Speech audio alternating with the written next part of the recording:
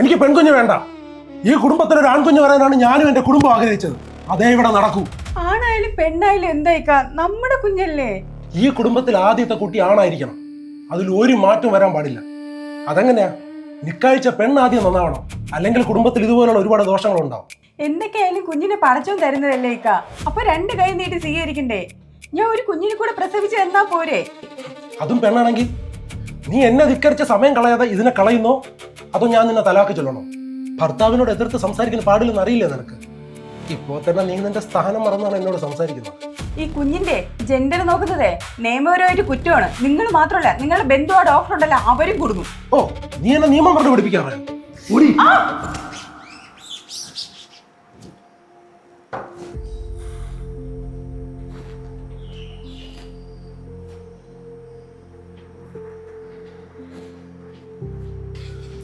വന്നോ?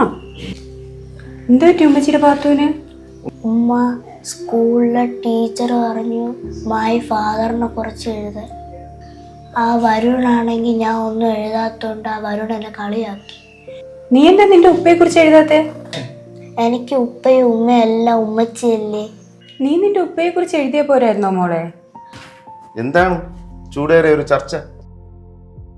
മോളാത്തോ പാലെടുത്ത് വെച്ചിട്ടുണ്ട്. ഇതേ മോളെ, നമ്മളെ പാത്ത് വളർന്നവരെയാണ്. അവളിനി ചോദ്യങ്ങൾ ചോദിച്ചുകൊണ്ടിരിക്കും.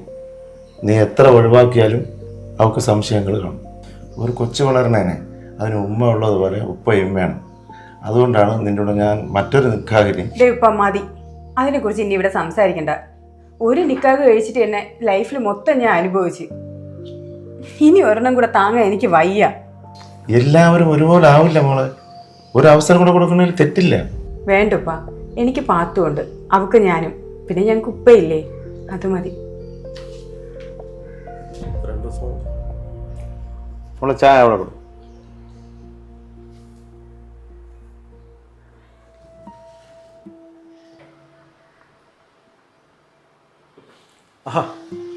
നല്ല ചായ.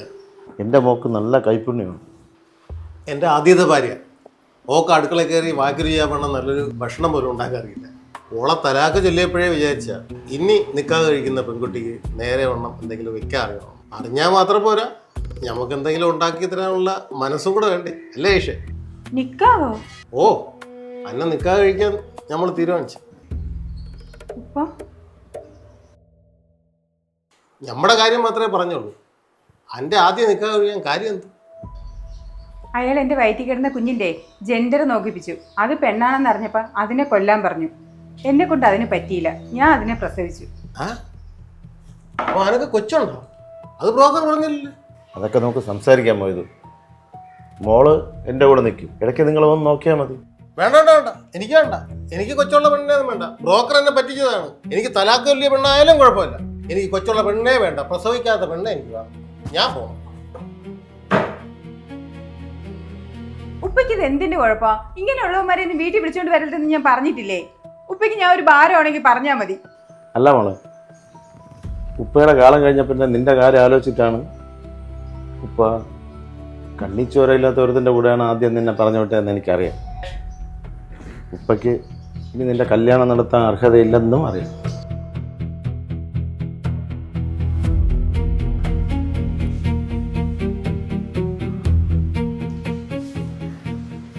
എൻ്റെ ടാൻസ് എല്ലാം ഓക്കെയാണ്. ഇനി ആയിഷയുടെ മോള് എൻ്റെ സ്വന്തം മോളെ പോലെ തന്നെ ആയിരിക്കും. ആയിഷയ്ക്ക് ഇനി ഒരു ബുദ്ധിമുട്ടും ഉണ്ടാകാതെ പൊന്നു പോലെ ഞാൻ നോക്കിക്കോളാം. മാമാ നോക്കും, പുറത്തോട്ട് പോയി സംസാരിക്കും. ഉപ്പ, നമ്മളെല്ലാം പറഞ്ഞ് ഓക്കെ ആയിട്ടല്ലേ ഞാൻ പെണ്ണാണ് വന്നത്. പിന്നെ ഇപ്പം മാറ്റി പറഞ്ഞത് എന്തിനാണ്? ആ സ്ഥലം മോൻ്റെ പേരിലാക്കി തരാം. ബാക്കി ആയിഷയുടെ കുഞ്ഞിൻ്റെ പേരിലാക്കിയാൽ പോരെ? എൻ്റെ പേരിലെല്ലാം ആക്കിയേ പറ്റൂ. ഒന്നുമല്ലെങ്കിലും ഒരു കുഞ്ഞുള്ള പെണ്ണല്ലേ ഞാൻ സ്വീകരിക്കുന്നത്. അപ്പോൾ ആൾക്കാരുടെ മുന്നിൽ, പ്രത്യേകിച്ച് ബന്ധുക്കളുടെ വായടപ്പിക്ക് എനിക്ക് ഇതെങ്കിലും ചെയ്തേ പറ്റൂ. അല്ല, അത് എല്ലാം കിട്ടിക്കഴിഞ്ഞ് ഞാൻ അവരെ ഉപേക്ഷിക്കുന്ന ഉപ്പയ്ക്ക് പേടിയുണ്ടല്ലേ? അങ്ങനൊരു ചിന്തയും വേണ്ട. അവരോട് ഞാൻ അങ്ങനെ ഒരു ദുഷ്ടത്തരം കാണിക്കില്ല. പക്ഷേ എൻ്റെ പേരിൽ ഇതെല്ലാം ആകുന്നവരെ ഈ നിൽക്കാൻ നടക്കില്ല. ഉപ്പ ആലോചിച്ചിട്ട് പറഞ്ഞാൽ മതി.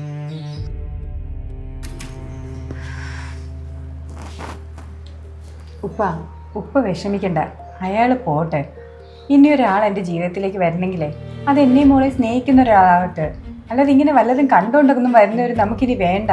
ഉപ്പ ഒരു കാര്യം ചെയ്യും, ആ AC ശരിയാക്ക ആരെങ്കിലും വിളിക്കും. എന്തൊരു ചൂടാണ്.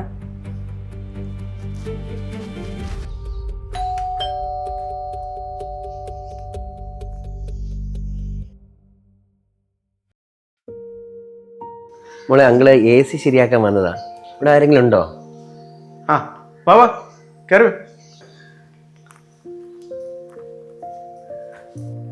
കൂളിംഗ് കുറവാണ്, ഭയങ്കര ശബ്ദവും. നോക്കാം സാർ, കുഴപ്പമില്ല. ആ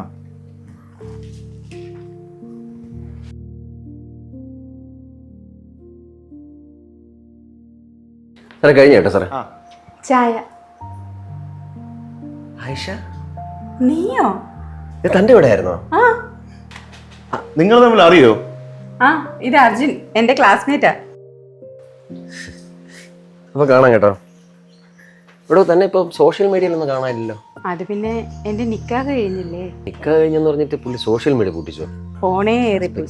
ഏ, ഇതാ പുള്ളി അതെടുത്ത് എറിഞ്ഞു പൊട്ടിച്ചെന്ന്. പുള്ളി അത്ര കിട്ടതാണോ? അതുകൊണ്ടാ ഞാനും മോളും ഇവിടെ സ്ഥിരതാമസമാക്കിയത്. അപ്പോൾ വേറൊന്നും നോക്കിയില്ലേ? എന്ത്? അല്ല, ഈ ഫോണ് വേറെ നോക്കിയില്ലേന്ന് ചോദിച്ചു. അതാകുമ്പം സോഷ്യൽ മീഡിയ ഒക്കെ ഉപയോഗിക്കാമല്ലോ. ഞാൻ ഇറങ്ങട്ടെ. പിന്നെ ആ പുതിയ ഫോണിൻ്റെ നമ്പറൊന്ന് തരുമായിരിക്കും? ഇവിടെ നമ്മുടെ ബിഞ്ചു ഇല്ലേ, ആ ബിഞ്ചു അവളുടെ കയ്യിൽ നിന്ന് അടി വാങ്ങിച്ചത് നന്നായി പോയി കേട്ടോ. അവള് മാത്രമല്ല, അവളെ ചേട്ടനും വേഷ കൊടുത്തു. ആണോ? പക്ഷെ അത് അവൻ എന്നോട് പറഞ്ഞില്ലല്ലോ. പിന്നെ ഒരു ടെസ്റ്റ് ഉണ്ട് കേട്ടോ. എന്തോന്ന്? അവൾ അവനെ തന്നെ കെട്ടി കേട്ടോ. ഏ, പിന്നല്ലാതെ ഞാൻ അവരുടെ കല്യാണത്തിന് പോയതല്ലേ, സൂപ്പറായിരുന്നു. അതും കൊള്ളാം. അടിപൊളി കല്യാണം. പിന്നെ ഞാൻ വിചാരിച്ചതേ നീ ഏതെങ്കിലും വലിയ ജോലിയിലായിട്ടുണ്ടാവുമെന്നാ. എന്തു പറ്റി എനക്ക്? അതെങ്ങനെ? പഠിക്കാൻ വിട്ട സമയത്ത് ഞാൻ നിന്റെ കുപ്പിയുള്ള ഇടയ്ക്കിലൊക്കെ നോക്കിക്കൊണ്ടല്ലേ നടന്നത്. പിന്നെ എങ്ങനെ പഠിക്കും? അതുകൊണ്ട് ഞാൻ AC മെക്കാനിക്കായി. അതിൽ അതിശയൊന്നുമില്ല. എങ്കിൽ പിന്നെ ശരി, ഗുഡ് നൈറ്റ്.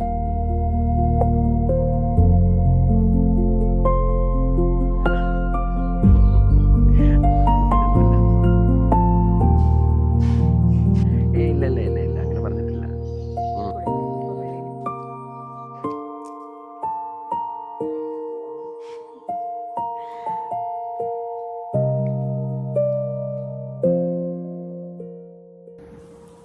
അതെ, പെണ്ണിന് എന്തോ മാനസിക പ്രശ്നം ഉണ്ടെന്ന് പറഞ്ഞിട്ടേ ചെക്കൻ്റെ വീട്ടുകാര് പെണ്ണ് കാണാൻ വരാൻ താല്പര്യമില്ലെന്ന് പറഞ്ഞു കേട്ടോ. ഇങ്ങനെയൊക്കെ ഉണ്ടായിരുന്നെങ്കിൽ നേരത്തെ പറയണ്ടേ? അവക്കൊരു അസുഖവുമില്ല.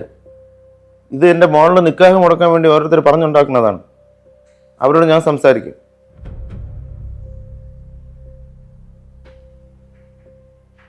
അതല്ലെങ്കിൽ നീ പണ്ടേ എങ്ങനെയാണല്ലോ. ആയിഷ, ആ അതാ വരുന്നു പാപ്പാ. എടാ ഞാൻ വിളിക്കാം, ഞാൻ വന്നിട്ട് വിളിക്കാം.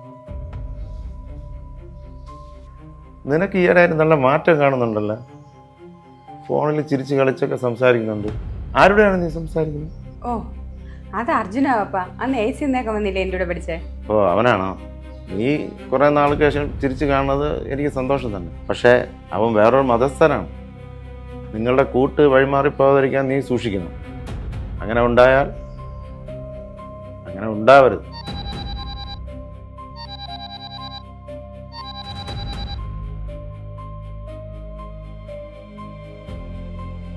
ഓക്കെ, അപ്പം നാട്ടിൽ വരുമ്പോൾ എല്ലാം ഉറപ്പിക്കാം. ഇൻഷാല്ലാ പാപ്പാ.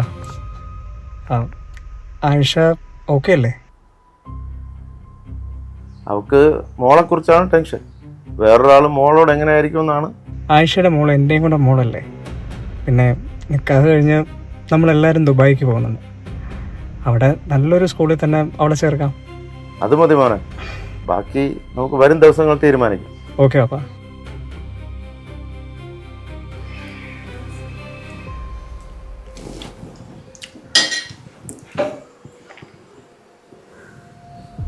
എന്തു പറ്റിയപ്പോ? ചായ വേണോ?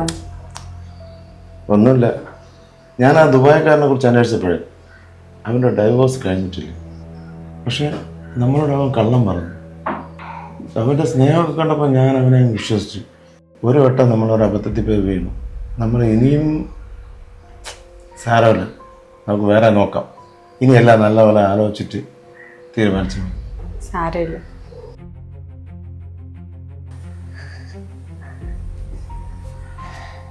വല്യപ്പ എന്താ മോള്? ഉമ്മ ഇപ്പൊ ഭയങ്കര ഹാപ്പിയാണ്. ആ AC നമ്മളെ വന്നപ്പോഴാണ് ഉമ്മ ഇത്രയും ഹാപ്പി ആയത്. മോളെ, അവൻ നമ്മളെ ഭാഗത്തിലൊന്നും ഉള്ളതല്ല, അതൊക്കെ വലിയ വിഷയങ്ങളാവും മോളെ. അവര് ഫോണിൽ സംസാരിക്കുമ്പോൾ ഉമ്മച്ചി വളരെ ഹാപ്പിയാണ്. ഉമ്മച്ചിനെ കരയിപ്പിക്കല്ലേ വല്ലുപ്പ.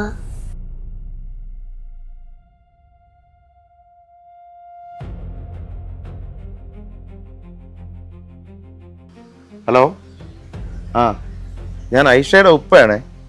ആ പറയപ്പാ. നീയേ ശരിക്കും എൻ്റെ മോളെ ഇഷ്ടപ്പെട്ടിട്ടാണോ അവളെ പുറകെ കൂടിയത്? അതേപ്പാ, അവളെ എനിക്ക് ഒരുപാട് ഇഷ്ടമാണ്. നോക്ക്, അവൾ ഒരുപാട് അനുഭവിച്ചതാണ്. ഇനിയെങ്കിലും അവൾക്ക് സമാധാനം കൊടുക്കണമെന്ന് എനിക്ക് ആഗ്രഹമുണ്ട്. ഉപ്പ, ഞാൻ കാരണം അവൾക്ക് ഒരു സമാധാനക്കേടും ഉണ്ടാവില്ല, അത് ഞാൻ വാക്ക് തരാം. എന്നാലും മോൻ്റെ ആദ്യത്തെ വിവാഹമാണ്. അവളാണെങ്കിൽ ഡൈവേഴ്സ് കഴിഞ്ഞ് അവൾക്കൊരു കുട്ടിയുണ്ട്. പിന്നെ നമ്മൾ വേറെ കൂട്ടരുമാണ്. ആകെ മൊത്തം പ്രശ്നങ്ങളുണ്ടാവും. അതൊക്കെ ആലോചിച്ചിട്ടാണ് എനിക്ക്. ഒന്നും വരില്ലപ്പാ, ഞാൻ അവളുടെ കൂടെ തന്നെ കാണും. എനിക്ക് അവളെ പണ്ടേ ഇഷ്ടമായിരുന്നുപ്പാ. പിന്നെ ഈ പറഞ്ഞ കൂട്ടുകാരുടെ പ്രശ്നം കാരണമാണ് ഞാൻ ഒന്നും തുറന്നു പറയാതിരുന്നത്.